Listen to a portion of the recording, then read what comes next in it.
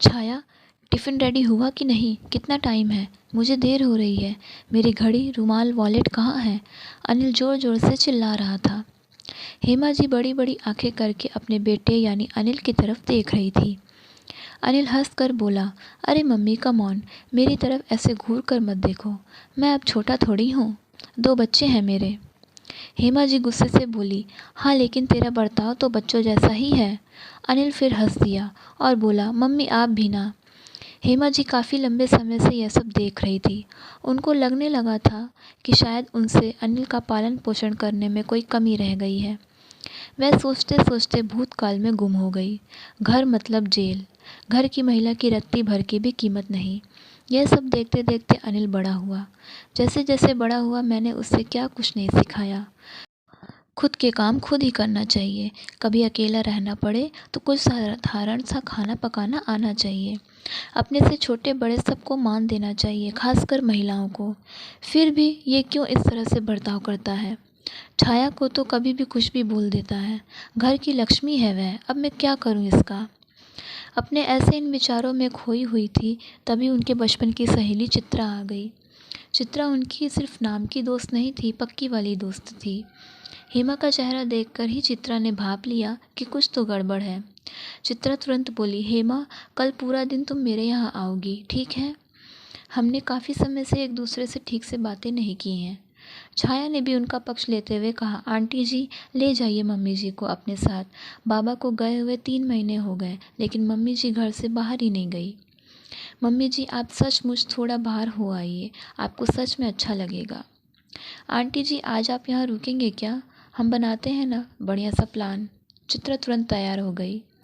शाम को बढ़िया सा पाव भाजी बनाने के बाद सारा काम खत्म करके छाया भी सबके साथ पत्ते खेलने के लिए बैठ गई।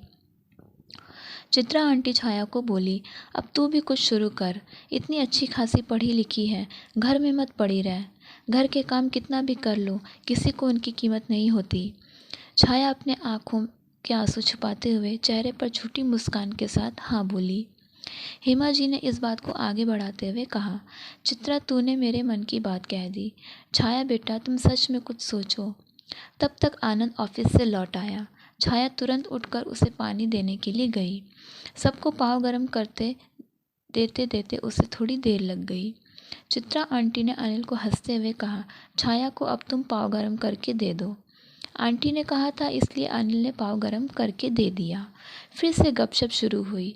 आज पिताजी के जाने के बाद पहली बार माँ इतनी खुश है, यह देखकर दिल खुश हुआ। चित्रा आंटी को जल्दी जाना था, इसलिए जल्दी जल्दी जैसे तैसे काम खत्म करके छाया बाहर आई। देर हो रही थी लेकिन माँ को इतना ज़्यादा खुश देखकर आज मैं सबके लिए कॉफ़ी बनाऊंगा बोलकर अनिल अंदर गया। छाया उसे ही देख रही थी। थोड़ी जल्दबाजी में काम करने की वजह से किचन में थोड़ी सी गंदगी रह गई थी। अनिल छाया पर जोर से चिल्लाया, क्या है ये? एक काम ठीक से नहीं करती, पूरा दिन तो घर में ही रहती है, फिर भी यह हाल है। उसने सबके सामने ऐसे बोला था, इसलिए छाया रोते रोते अंदर गई। हेमा जी को उस पर काफ़ी गुस्सा आया। बस कर अब उस पर हुक्म चलाना। क्या मैंने तुझे यही सब सिखाया है? क्या फ़र्क है तुझ में और तेरे बाप में? उसको बोलने से पहले वह जो काम हर रोज़ करती है ना, वह मुझे तू करके दिखा। उतने ही उत्साह से जितना वह करती है, उतना ही अच्छे से जितना वह करती है, और बिना यह कहे कि मैं थक गया हूँ या मुझे कंटाला आ रहा है। जो मैंने सहा है वह मेरी बहू को ना सहना पड़े, इसलिए मैंने तुझे काफ़ी कुछ सिखाया, लेकिन तू अपने ख़ानदान की परंपरा ही आगे बढ़ा रहा है। ममता के इस सफ़र में मैं कहीं कम पड़ गई चित्रा? आप कुछ बातें सिखाओ, उससे कोई फ़र्क नहीं पड़ता। बुजुर्गों के व्यवहार से जो बच्चे सीखते हैं उसी का अनुसरण करते हैं। इस बात का जीता जागता उदाहरण है मेरा बेटा अनिल। इसका अनुकरण इसके बच्चे करेंगे, यही डर है मुझे अब। लेकिन अपनी ममता की राह को अब बदलने वाली हूँ मैं। सास के रूप में मेरी बहू से जो मुझे प्यार मिला है, मैं उसको संभाल कर रखने वाली हूँ। माँ का अलग सा रूप देखकर अनिल को अजीब सा लगा। बहुत दिनों बाद मन हल्का हुआ था आज उनका। सब बोलकर एकदम खाली। चित्रा आंटी ने सहारा दिया था, हाथ पकड़कर उनको बिठाया। हेमा जी बोली, मन पर काबू थोड़ा हल्का हुआ, थोड़ा अच्छा महसूस हो रहा है अब। बहुत देर हो गई है माँ, सो जाओ अब आप, अनिल बोला। सच में देर हो गई है, चित्रा आंटी ने हंसकर कहा। यह सब मुझे बहुत पहले ही कर देना चाहिए था। छाया बेटा जरा बाहर आना। हेमा जी की आवाज़ सुनकर छाया बाहर आई। छाया, तुम शादी के बाद नौकरी करना चाहती थी ना, लेकिन पुरुष प्रधान हमारे इस घर में महिलाओं को हमेशा कम ही देखा गया। इसको मैं बदल सकूं, इसलिए मैंने अपनी परवरिश के दौरान काफ़ी कोशिश की, लेकिन कहीं कमी रह गई, या कारण खानदान का असर। लेकिन अब बहुत हुआ, मैं यह सब अब बदल कर रख दूंगी।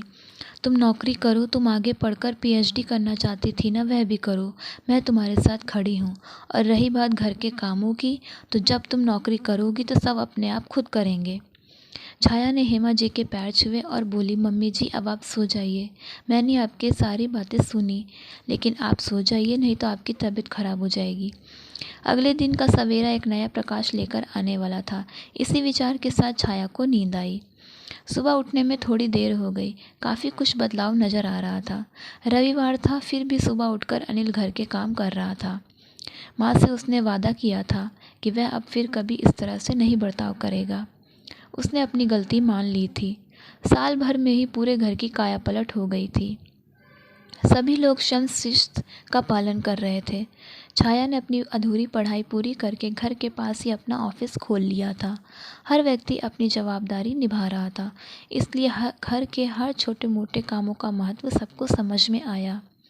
अपना इस तरह का बदला हुआ घर देखकर हेमा जी को अलग ही सुकून मिला, और इस बात की संतुष्टि भी कि ममता की राह में वह कहीं पर कम नहीं पड़ी। तो दोस्तों, आपको कहानी कैसी लगी हमें कमेंट बॉक्स में ज़रूर बताइएगा, और ऐसी ही और मज़ेदार कहानियों के लिए चैनल को सब्सक्राइब कीजिएगा। तब तक के लिए धन्यवाद।